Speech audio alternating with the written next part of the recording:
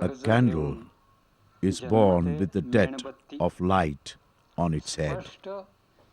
Its destiny's verse has a clear and straight thread, like the bloodline of Beetlejuice going down Mastani's throat.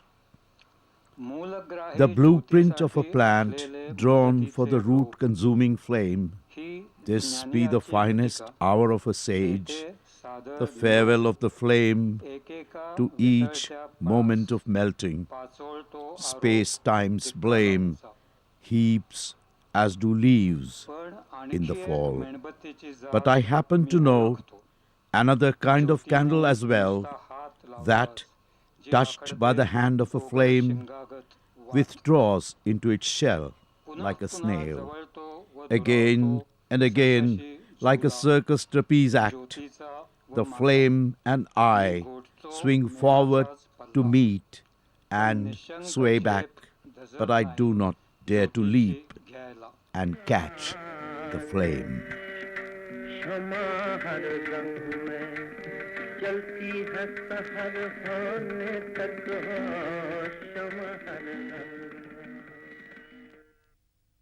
Arun Kolatkar, one of India's foremost contemporary poets, writes in Marathi and English. A multifaceted artist, equally in love with painting, music, and poetry. Kolatkar once said, "I am primarily a poet." But when you look at his work, it becomes clear that there is a unique synergy that glows in it. The amazing fusion of song and visual imagination with colloquial speech. Arun Kolatkar is a very private person, and still his roots reaching for the whole earth, exploring mankind's inner resources, empathizing with human beings across landscape and history.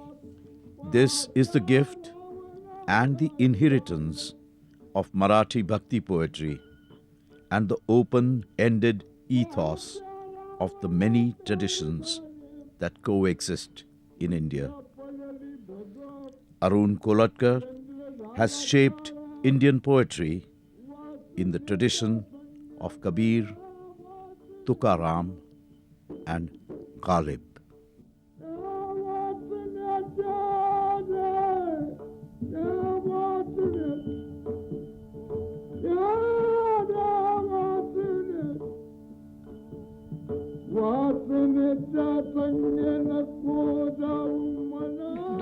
He'd draw heads, faces, eyes, figures of teachers, classmates. Superb work done with a plain pencil in an ordinary notebook. I'd kept that notebook with me for years. Then maybe it got lost when we moved house. Arun was one of the first Marathi poets to get the rest of the world involved in what he was doing. Those who have read Arun's Marathi poetry are frequently not at all aware that he has a body of English poetry in English. And those of us who are aware of his, very much aware of his English poetry, haven't taken much notice of his Marathi poetry.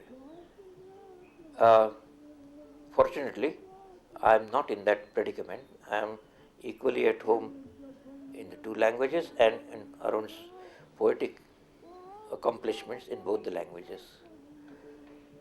I said both the languages, but it is a single poetic accomplishment. That is something that I have to stress.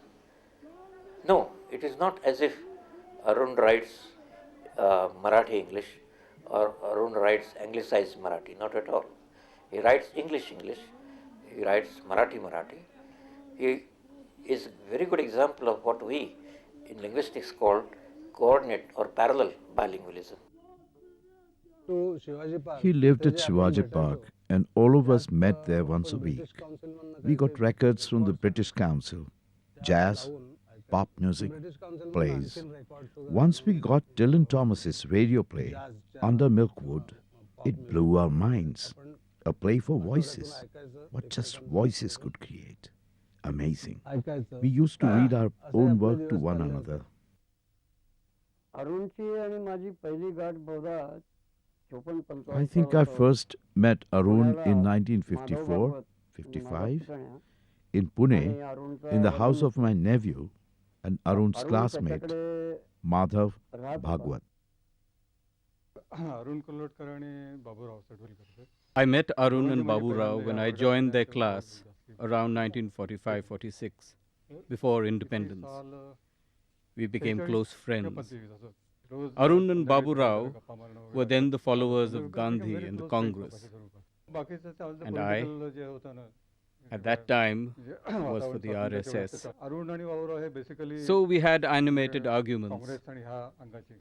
As for painting, frankly, that wasn't my cup of tea.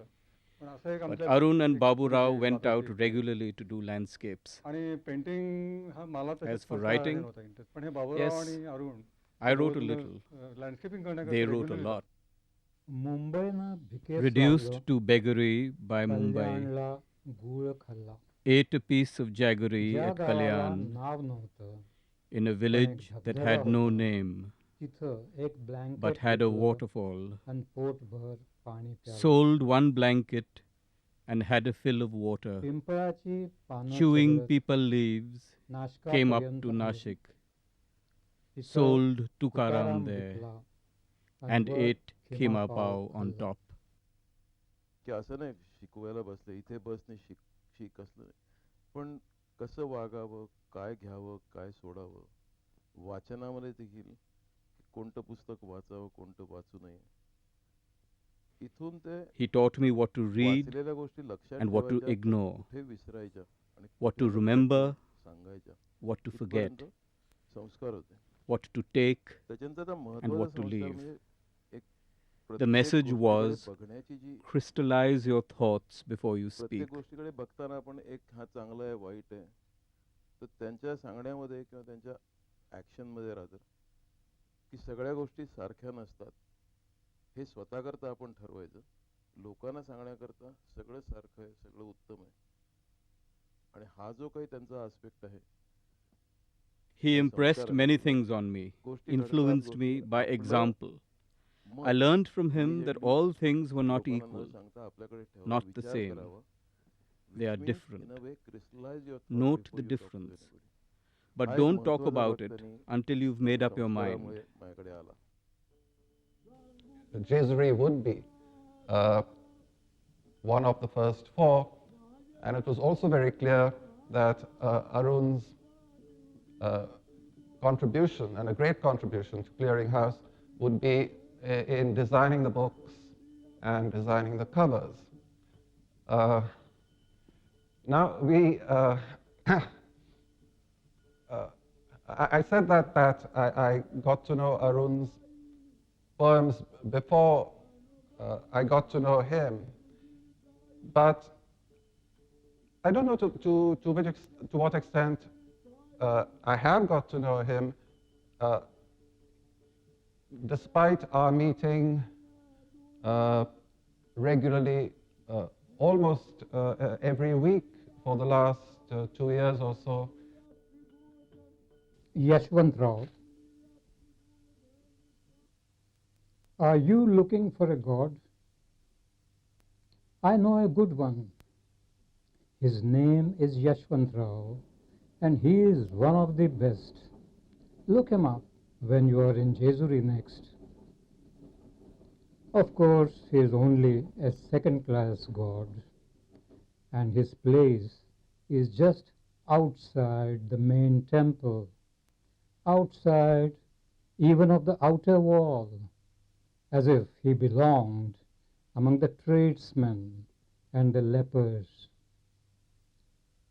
I have known gods prettier faced or straighter laced, gods who soak you for your gold, gods who soak you for your soul, gods who make you walk on a bed of burning coal, gods who put a child inside your wife or a knife inside your enemy, gods who tell you how to live your life, double your money or triple your land holdings, gods who can barely suppress a smile as you crawl a mile for them, gods who will see you drown if you won't buy them a new crown. And although I'm sure they are all to be praised, they are either too symmetrical or too theatrical for my taste. Yashwantrao, mass of basalt, bright as any post box, the shape of protoplasm, or a king-size lava pie thrown against the wall, without an arm, a leg, or even a single head. Yashwantrao, he is the god you got to meet. If you are short of a limb, Yashwantrao will lend you a hand and get you back on your feet. Yashwantrao does nothing spectacular. He doesn't promise you the earth or book your seat on the next rocket to heaven. But if any bones are broken, you know he will mend them. He will make you whole in your body and hope your spirit will look after itself. He is merely a kind of a bone setter. The only thing is, as he himself has no heads, hands, and feet, he happens to understand you a little better. We went to Jejuri, Arun, Manohar Oak, and I. We took a state transport bus there, as described in the poem. We met people, local guides, priests. Arun listened to each of them and did what they told a pilgrim to do. Perform a puja, feast on Puran Polis after visiting the main temple, meet the male ballad singers and the female dancers who sing the god stories, and heard folklore and legends like Yashwantrao, whom the lame and the crippled offer wooden hands and legs, hoping to overcome disabilities. He went into each item, every detail. वाघ्यामुरळीचा कार्यक्रम पाहिजे म्हणाल तर वाघ्यामुरळी सगळे आले तिथं. मी तिथलं केला नाही असं एक आयटम नाही. त्यामुळे प्रत्येक तिथला गाईड येऊन तिथले सगळ्या स्टोरीज प्रत्येक स्पॉटच्या, ते नालाची खून, ते हात वगैरे, तो जे दान पाय द्यायचे वगैरे, तो यशवंतराव, मग ते कडे पठार, या सगळे एक एक डिटेलमध्ये सगळ्या गोष्टी त्यांनी त्या त्यावेळी केलेल्या होत्या.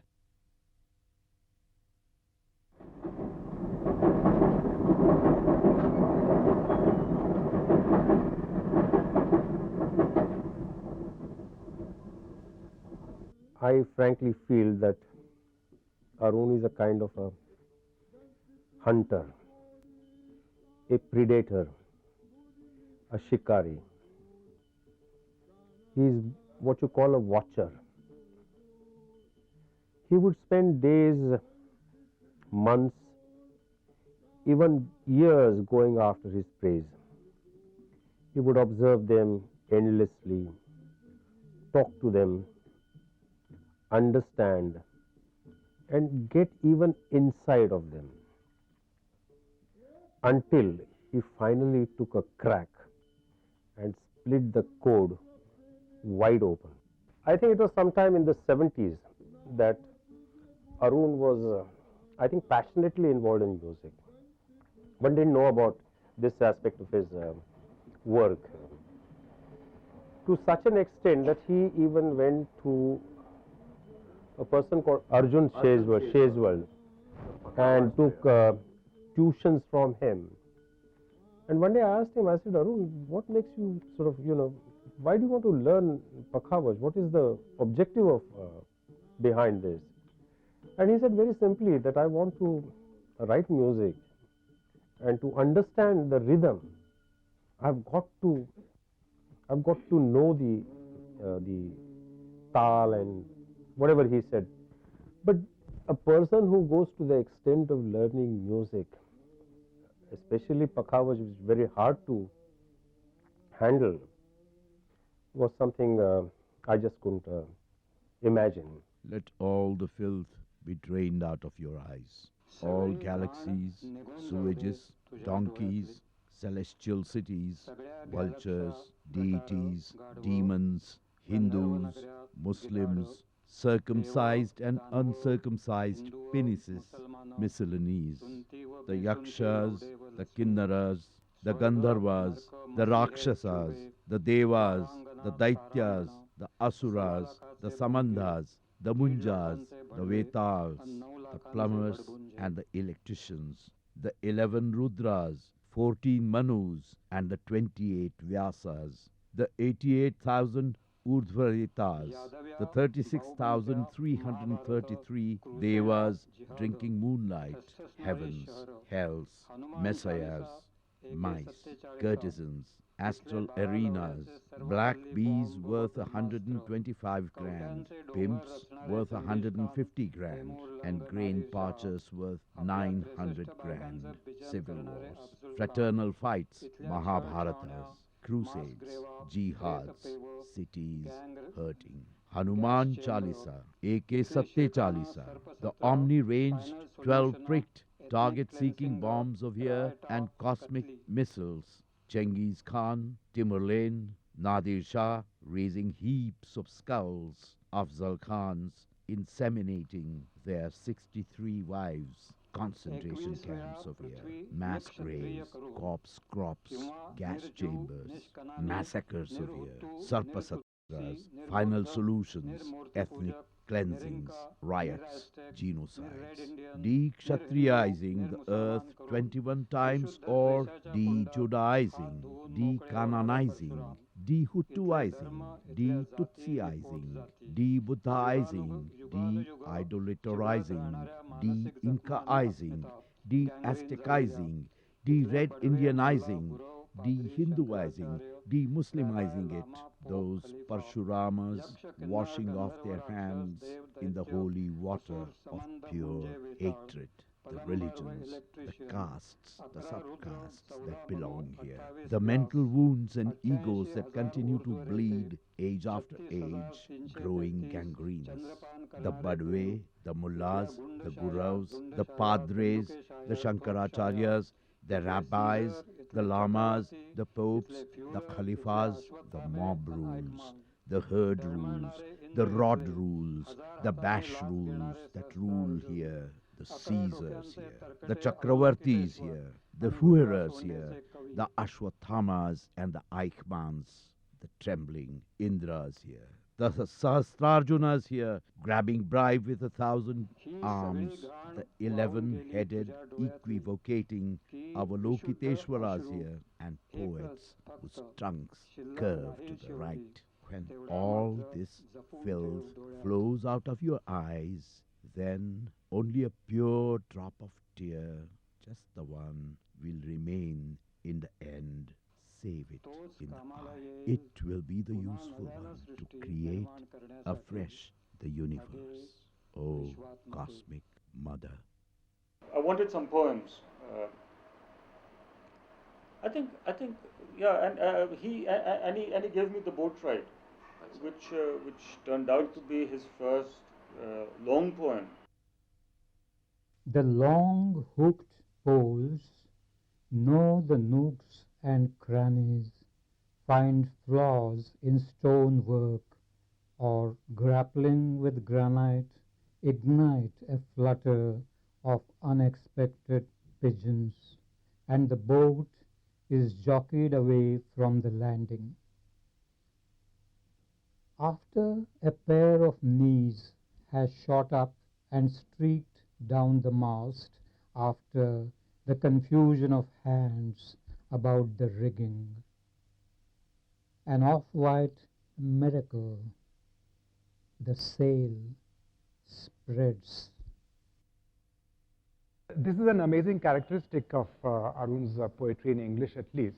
Their rich complexity and their accessibility, and to all ages. A nice yajna this, not a single sacrificial post in sight, no ropes, no knives. There's no need for the queen or anybody else to lead the animal to the killing field and take its life by smothering it, bludgeoning it, or worse. No need to carve up the parts, omentum, liver, lung, bladder, genitals, and cook them separately, or to roast the victim's still bleeding heart on a spit. Oh no, nothing of that sort. Nothing crude. It's all sorcery. Mantras do it all. Snakes from near and far, large and small, come floating, writhing through the air, dragged by spells, as if caught in an invisible lasso, and threw themselves into the fire. The more you feed it, the hungrier it seems to get, and the higher it blazes. Kala Ghoda, the black horse, named after a colonial equestrian statue since removed, was a landmark in South Mumbai. The square, now a circle, is still called Kala Ghoda. For 5 decades, Arun Kolatkar met his friends here at a restaurant called the Wayside Inn, now no longer there. Surrounded by museums, art galleries, libraries, cultural centers, and heritage buildings, Kala Ghoda has a European ambiance, but its street life is its uniquely Indian underside. Kolatkar's latest collection is called Kala Ghoda Poems. Words for a cellist. The music class is over.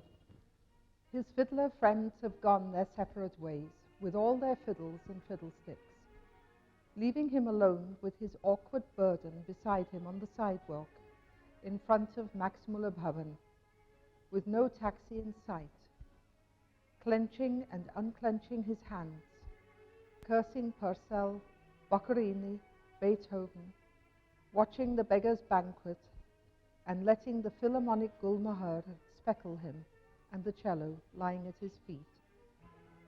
In its contoured coffin, like a stillborn elephant with leaves that keep falling like yellow and slightly elongated minims, in a deciduous symphony. Having come to Pandhari, even if you can't do anything else, don't you forget to buy a blanket for yourself. Buy a white one from Kolar or a dark one from Sangola.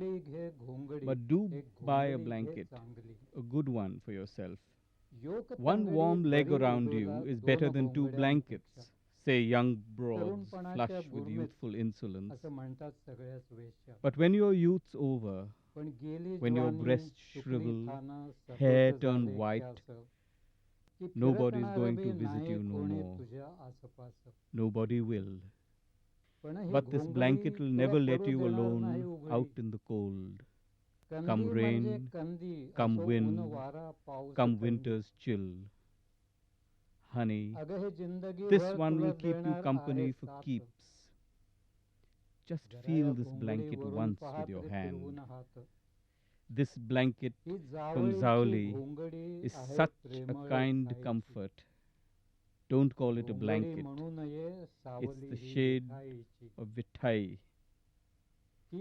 It's not the sort of thing people queue up to see. It's a mighty useful thing that will remain forever with you. There's no shop here quite like ours.